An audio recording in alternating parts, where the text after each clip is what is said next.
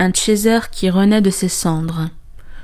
Bonjour et bienvenue sur ma chaîne YouTube. On se retrouve aujourd'hui afin de compléter la playlist Confessions intimes de Flammes Jumelles.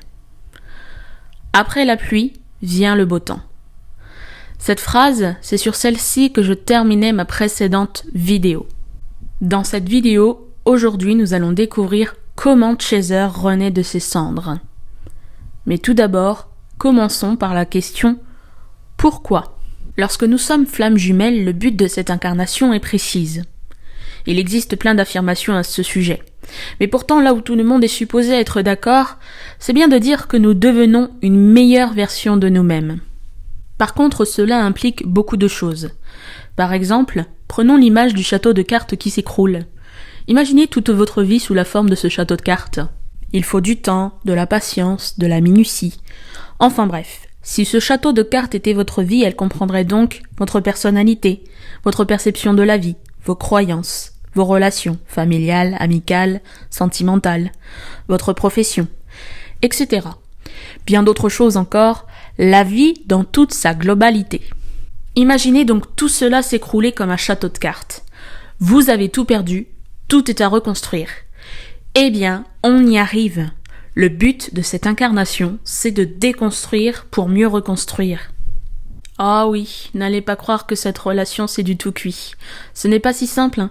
Lorsque vous avez la trentaine et que tout ce que vous avez pu construire depuis votre naissance est à refaire, ce n'est pas une mince affaire. D'où le pourquoi. On a cru durant toutes ces années avoir la vie que l'on méritait, et puis vient cette rencontre, et la vie devint magique.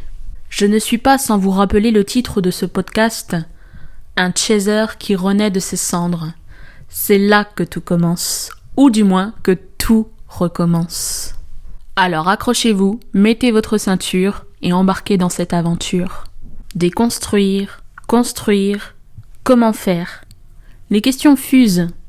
Il y a une chose que vous devez impérativement vous rappeler.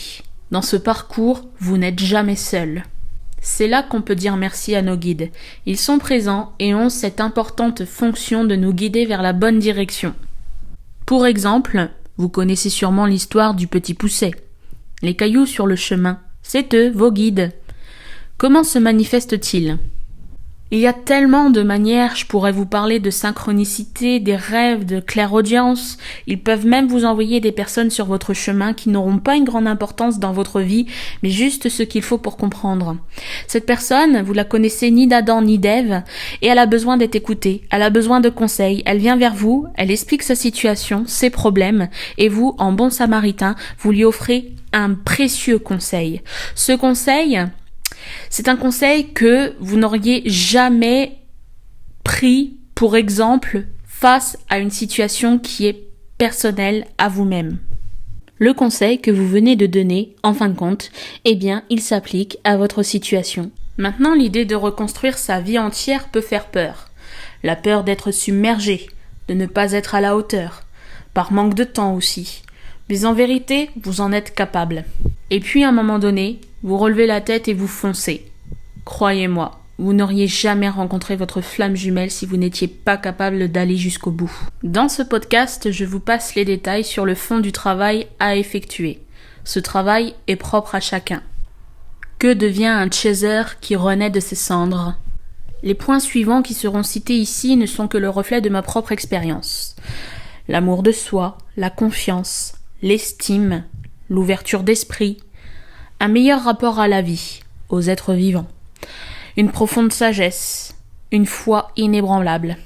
Comme je l'ai dit en début de vidéo, ici nous devenons la meilleure version de nous-mêmes. Donc ce que nous n'étions pas par le passé, nous le devenons grâce à cette relation. Et je vais m'arrêter là, ça fera un petit podcast. Si vous avez des questions, n'hésitez pas à me les laisser en commentaire. Ce sera peut-être le sujet d'une nouvelle vidéo sur la playlist Confessions intimes de Flammes Jumelles. N'hésitez pas à liker la vidéo, à commenter, à partager cette vidéo si celle-ci vous a plu. Je vous dis à très bientôt, je vous remercie